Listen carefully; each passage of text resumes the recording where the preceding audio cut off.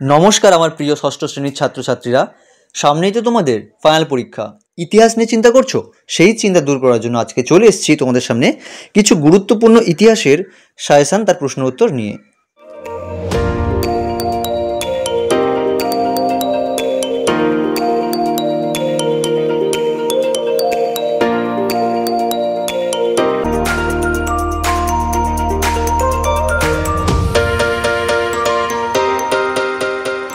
সবার প্রথমে প্রশ্নের মান এক নম্বরের কিছু সম্ভাব্য গুরুত্বপূর্ণ প্রশ্ন। একে রয়েছে, গুপ্ত ও গুপ্ত পরবর্তী আমলে ধর্মীয় উদ্দেশ্যে জমি দানকে কী বলা হতো? অগ্রহার ব্যবস্থা। দুই রয়েছে, ওয়ার শব্দের অর্থ কী? শহর। তিনে রয়েছে, রত্নাবলী কার লেখা? হর্ষবর্ধনের লেখা। চারে রয়েছে, সমুদ্রযাত্রাকে পাপ হিসেবে কারা বলতো? ব্রাহ্মণরা। পাঁচে রয়েছে, একজন চীনা পর্যটকের নাম লেখো। ফার্সিয়ান। ছয় রয়েছে, অর্থশাস্ত্র কার লেখা? কৌটিল্য বা চাণক্য। সাথে রয়েছে, সপ্ত জাতি তত্ত্বের প্রবক্তাকে? মেগাস্তিনিস। আটে রয়েছে, গুপ্ত রাজাদের আমলে প্রবর্তিত দুটি মুদ্রার নাম কি? দিনার ও সুবর্ণ। তাহলে তোমরা এই 8টা প্রশ্ন তোমাদের প্রথম পর্যায় থেকে খুব ভালো করে তোমরা রেডি করে রাখবে। নেক্সট পর্যায়ে আসছি আমরা। 10এ রয়েছে, কোন বছর থেকে শকাব্দ গণনা শুরু হয়েছিল? মানে শুরু হয় 78 খ্রিস্টাব্দ থেকে। 11 রয়েছে, গুপ্তচর ব্যবস্থা প্রথম চালু হয়েছিল কোন সাম্রাজ্যে? মৌর্য সাম্রাজ্যে। 12 রয়েছে, মৌর্য বংশের প্রতিষ্ঠাতার নাম কি? চন্দ্রগুপ্ত মৌর্য। 13 রয়েছে, মৌর্য আমলে প্রবর্তিত দুটি ভূমি রাজস্বের নাম কি? বলি ও ভাগ। 14 রয়েছে, শেষ মৌর্য সম্রাটের নাম কি? বৃহদ্রথ। 15 রয়েছে, জুনাগড় লেখ থেকে কার কথা জানা যায়? রুদ্র দামনের কথা। 16 রয়েছে, আইহোল প্রশস্তি কার লেখা? রবিকীর্তির লেখা। মহাক্ষত্র কার উপাধি? রুদ্র দামনের। নেক্সট পর্যায়ে রয়েছে, হর্ষচরিত কার লেখা? বাণভট্টর লেখা। সুয়ানজাং এর ভ্রমণ বৃত্তান্তটির নাম কি? শি ইউ কি। কলিঙ্গরাজ খারবেলের কথা জানা যায় কি থেকে? হাতিগুম্ফা শিলালেখ থেকে। সাতবাহন বংশের প্রতিষ্ঠাতার নাম কি? শ্রেষ্ঠ সম্রাটের নাম কি? গৌতমীপুত্র সাতকর্ণী। পঞ্চম বেদ কাকে বলা হয়? মহাভারতকে। কোন শাসকের আমলে হুন আক্রমণ হয়েছিল? স্কন্ধগুপ্ত। প্রথম শূন্যের ব্যবহার কে করেছিলেন? আর্যভট্ট।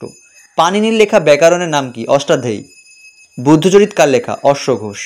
মিশরের লিপিকে কি বলা হয়? হায়ারোগ্লিফিক লিপি। নেক্সট আসছে আমরা প্রতিটি প্রশ্নের মান 2 অথবা 3। একে রয়েছে, সভা ও সমিতি কি? 2 রয়েছে, শ্বেতাম্বর ও দিগম্বর নামে কারা পরিচিত? 3 রয়েছে, নগর রাষ্ট্র বা পলিশ কি? 4 রয়েছে, কে কেন মিশরকে নীল নদের দান বলেছেন?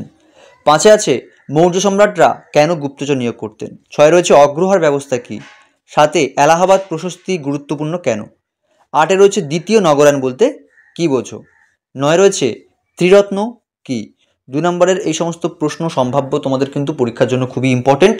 তো তোমরা চেষ্টা করবে সমস্ত প্রশ্ন তোমরা খুব ভালোভাবে রেডি করে রাখার ক্ষেত্রে। তো এরপরে আমরা কিন্তু আসবো 2 নম্বরের পরবর্তী পর্যায়ের কিছু গুরুত্বপূর্ণ প্রশ্নপত্র নিয়ে।